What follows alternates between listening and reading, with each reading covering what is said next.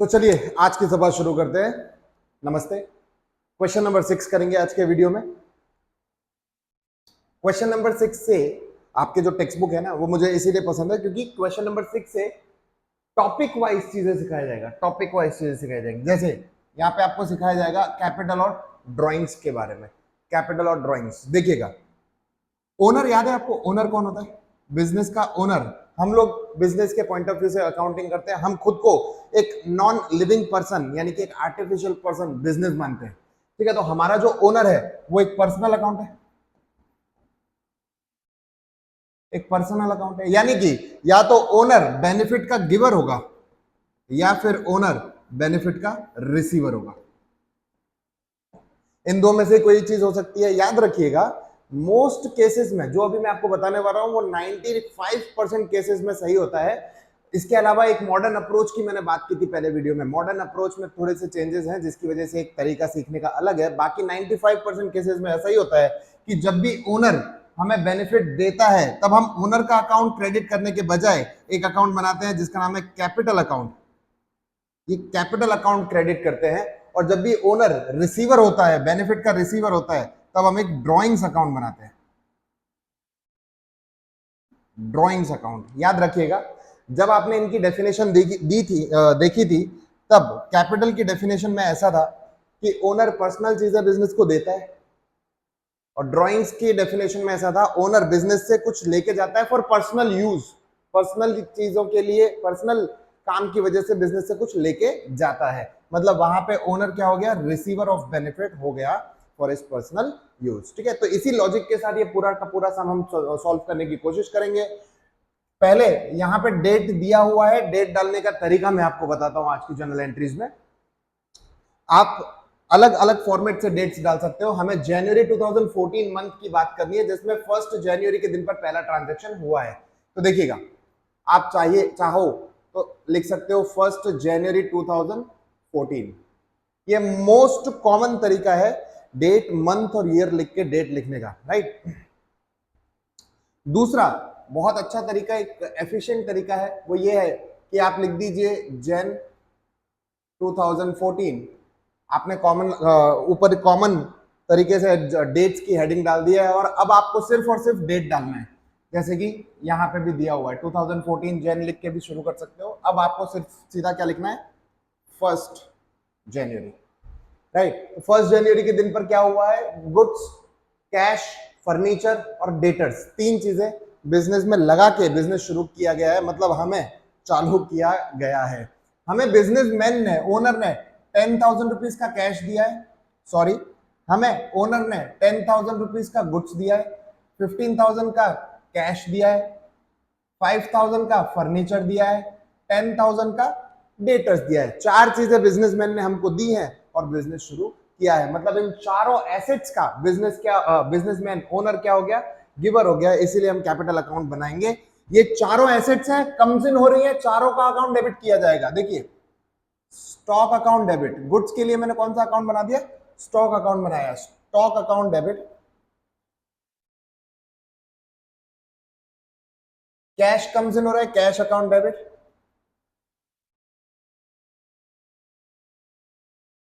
Furniture भी आ रहा है, फर्नीचर अकाउंट डेबिट। और चौथी चीज वो हमें दे रहा है डेटर्स। डेटर्स अकाउंट भी डेबिट।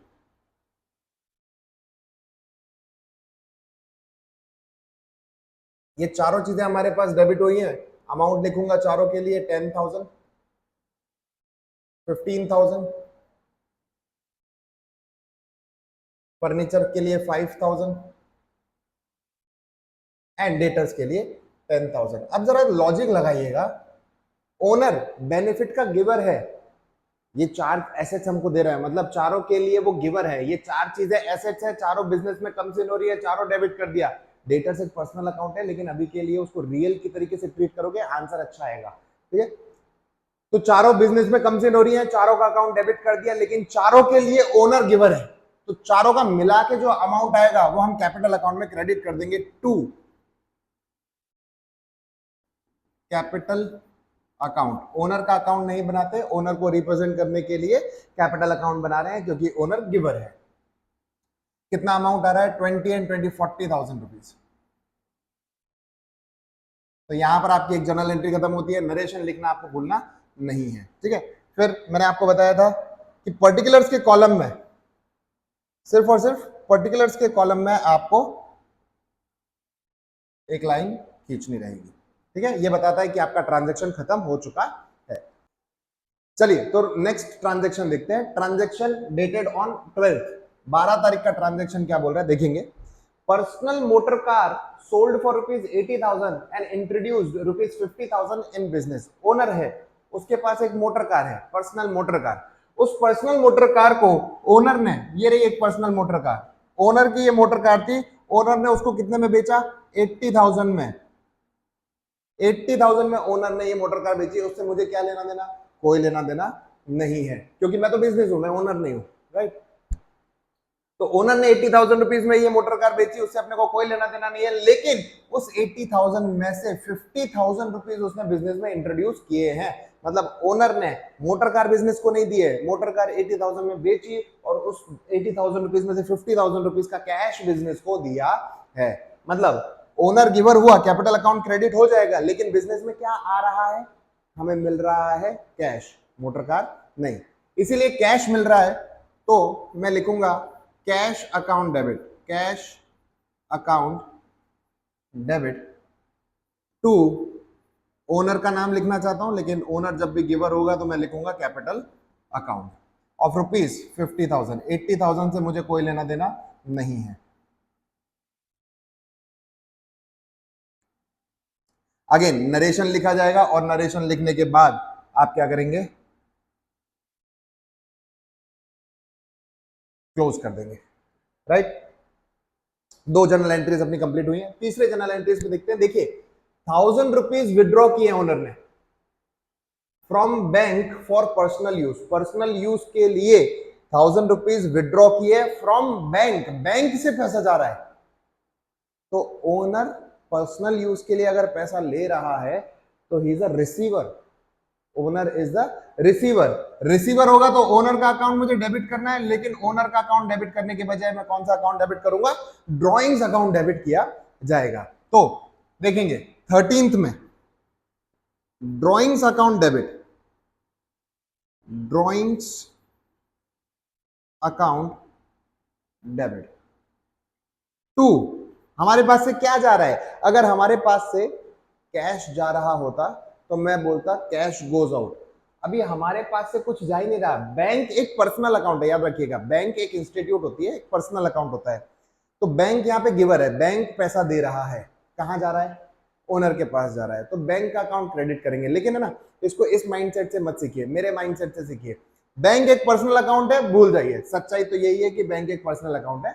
लेकिन हमेशा दिमाग में इस तरीके से सोचिए कि जिस तरीके से कैश का फ्लो आप याद रखते हो ना, कैश को रियल अकाउंट से फ्लो याद रखते हो, उसी तरीके से बैंक में भी पैसे का जो आना जाना है उसको रियल अकाउंट के तरीके से करो। बैंक में पैसा आएगा तो बैंक अकाउंट डेबिट, बैंक से पैसा जाएगा तो बैंक अकाउंट क्रेडिट। इस माइंडसेट से सॉल्व कीजिए, बैंक को रियल अकाउंट बना के दिमाग में सॉल्व कीजिए। कभी पूछा जाए बैंक कौन सा अकाउंट है, कौन से टाइप का अकाउंट है, तो पर्सनली लिखना है, लेकिन आंसर बनाते टाइम बैंक को एक रियल अकाउंट तरीके से सोचिए, आपका आंसर कभी गलत नहीं आएगा, मेरी जवाबदारी है, ठीक है। तो टू बैंक अकाउंट लिखेंगे अपने, बैंक अकाउंट क्रेडिट हो गया, बैंक में से पैसा गोज आउट। तो अमाउंट कितना था? 1,000 रुपीज का अमाउंट था, मैंने 1,000 रुपीज लिख दिए। कभी कभी टेक्नोलॉजी अजीब हो जाती है। लिखेंगे नरेशन, और नरेशन लिखने के बाद इसको भी कर देंगे, इस जर्नल एंट्री को कर देंगे खत्म। तो इस तरीके से 3 जर्नल एंट्री अपनी कंप्लीट हो गई है। चौथी जर्नल एंट्री देखिए, इनकम टैक्स रिफंड। ओहो क्या बात है, बहुत शानदार पॉइंट। इनकम टैक्स रिफंड, मैंने आपको बोला था ना ये 99% केसेस में सही होता है। इसमें देखिएगा, देखना लॉजिक है, ये भी सही है, ऐसा नहीं है, इसी लॉजिक से सिखाऊंगा मैं, थोड़ा सा ध्यान देना पड़ेगा बस आपको। बिजनेस में इनकम टैक्स जो होता है ना, income tax, income tax, income tax owner का पर्सनल एक्सपेंस माना जाता है, ठीक है, ओनर का पर्सनल एक्सपेंस। ये गुजरात बोर्ड की बुक ने ऐसा अज्यूम किया है कि इनकम टैक्स के अलावा के जितने टैक्सेस होंगे वो बिजनेस के टैक्सेस है, लेकिन इनकम टैक्स ओनर का पर्सनल टैक्स है। अगर इनकम टैक्स हम पे करते हैं तो वो ऐसा माना जाएगा ओनर हमसे बेनिफिट रिसीव कर रहा है, क्योंकि उसका पर्सनल एक्सपेंस हम पे कर रहे हैं। लेकिन अगर वही इनकम टैक्स का रिफंड आता है जब, और हमारे अकाउंट में आ जाए, देखिए क्या क्या लिखा हुआ है transaction, income tax refund of ₹500 of owner of sole proprietor deposited with the bank account of business. Logic समझिए, जिसको है ना ट्रांजैक्शन पढ़ना आ गया ना, ट्रांजैक्शन समझ में आ गया, उसको जर्नल एंट्री आ गई। जिसने ट्रांजैक्शन ही नहीं समझा उसको जर्नल एंट्री कभी आएगी ही नहीं। क्या लिखा है यहाँ पे ही बता दिया है कि दो अलग अलग लोग हैं। सोल प्रोप्राइटर मतलब ओनर है ना, owner of sole proprietor, business का नाम है सोल प्रोप्राइटर, मतलब बिजनेस का फॉर्म है सोल प्रोप्राइटर, प्रोप्राइटरशिप। ठीक है, तो ओनर का इनकम टैक्स रिफंड आया और वो किसके बैंक में आ गया, बिजनेस के बैंक अकाउंट में आ गया। ये बहुत ज्यादा भर गया है, मैं इसको थोड़ा सा क्लियर कर देता हूं। ठीक है, ओनर का जो इनकम टैक्स रिफंड था वो ओनर के अकाउंट में जाना चाहिए था, लेकिन किसके पास आ गया है, हमारे पास आ गया है। मतलब यहाँ पे हमें बेनिफिट मिला है, किसने दिया है, ओनर ने हमें बेनिफिट दिया है, तो ओनर गिवर हो गया। याद रखिएगा, इनकम टैक्स जब हम पे करते हैं ओनर का तो ओनर रिसीवर ऑफ बेनिफिट है, लेकिन जब वही इनकम टैक्स का रिफंड हमें मिल जाता है ओनर के बिहाफ पे तो ओनर गिवर ऑफ बेनिफिट है। वही मान के एंट्री हमें करनी है। डेट है 15th है, ठीक है ना, वो यहाँ पे 1 लिखा हुआ है, 15th जनवरी के दिन पे हुआ। बैंक में पैसा comes in, bank account debit to owner की जगह हम क्या नाम लिखेंगे, कैपिटल अकाउंट। कितने का रिफंड आया, ₹500 का रिफंड आया, ये लिख दिया मैंने 500। नरेशन लिख के आपको ये ट्रांजैक्शन भी क्लोज कर देना है। तो यहाँ पे हमारे 4 ट्रांजैक्शन खत्म होते हैं, बचते हैं बचे हुए 4 ट्रांजैक्शन।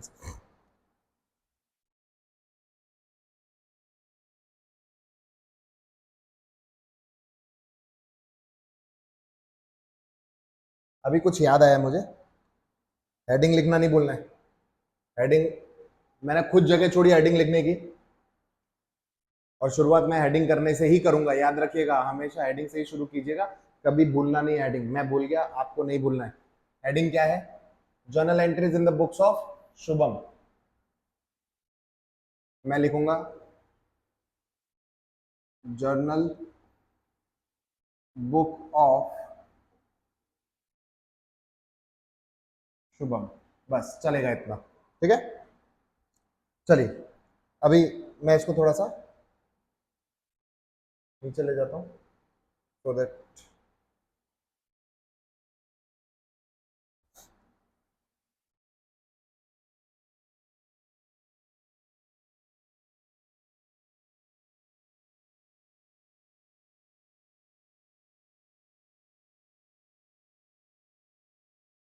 चलिए ट्रांजेक्शन्स देखिएगा आगे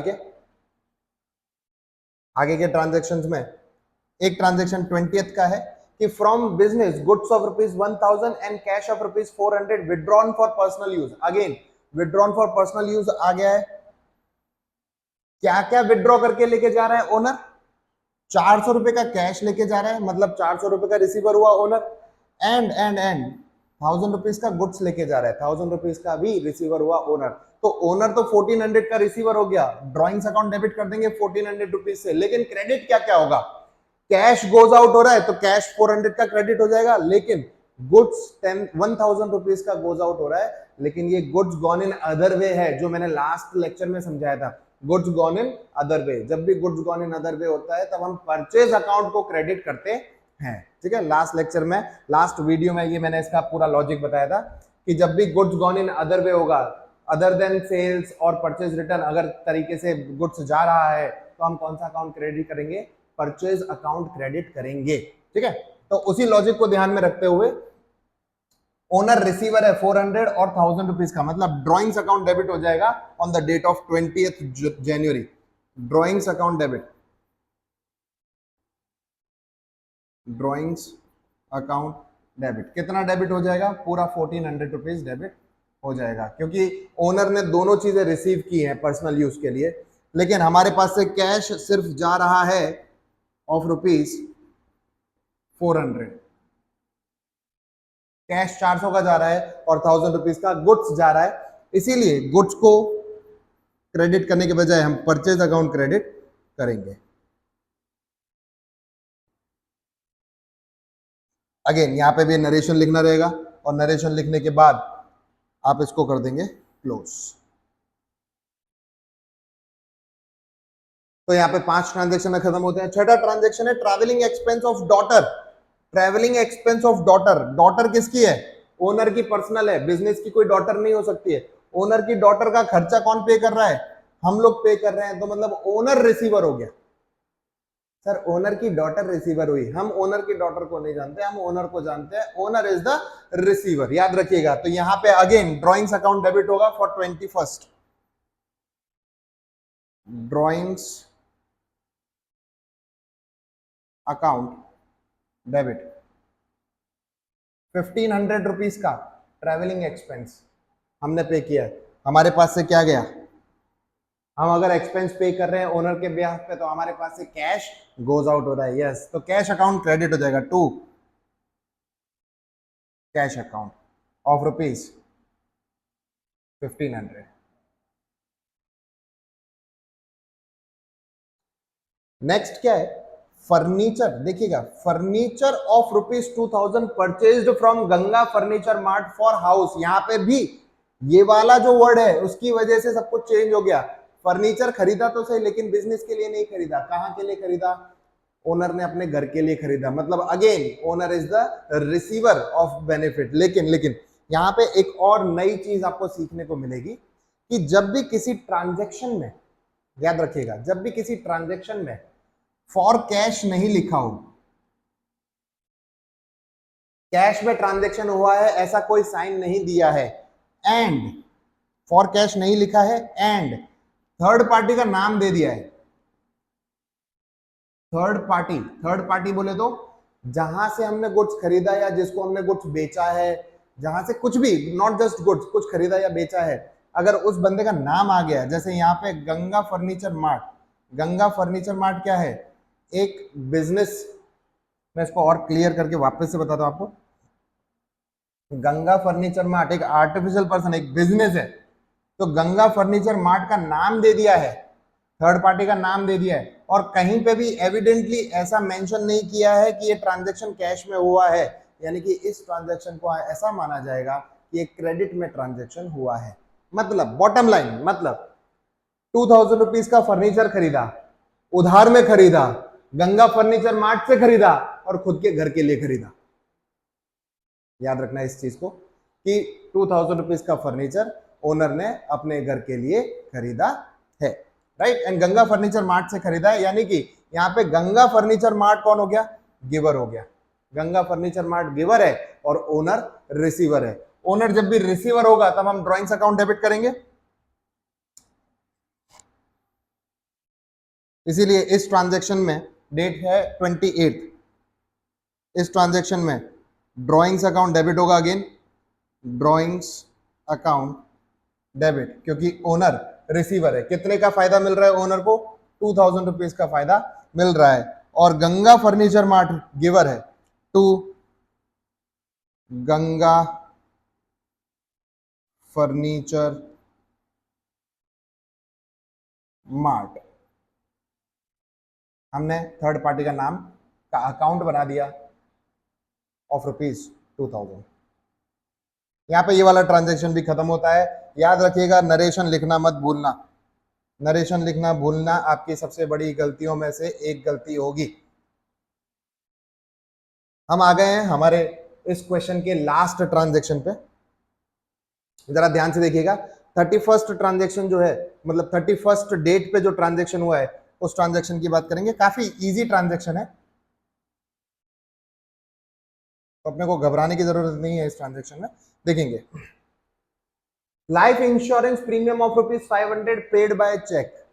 चेक के थ्रू लाइफ इंश्योरेंस ₹500 का पेमेंट दिया है, हमने दिया है।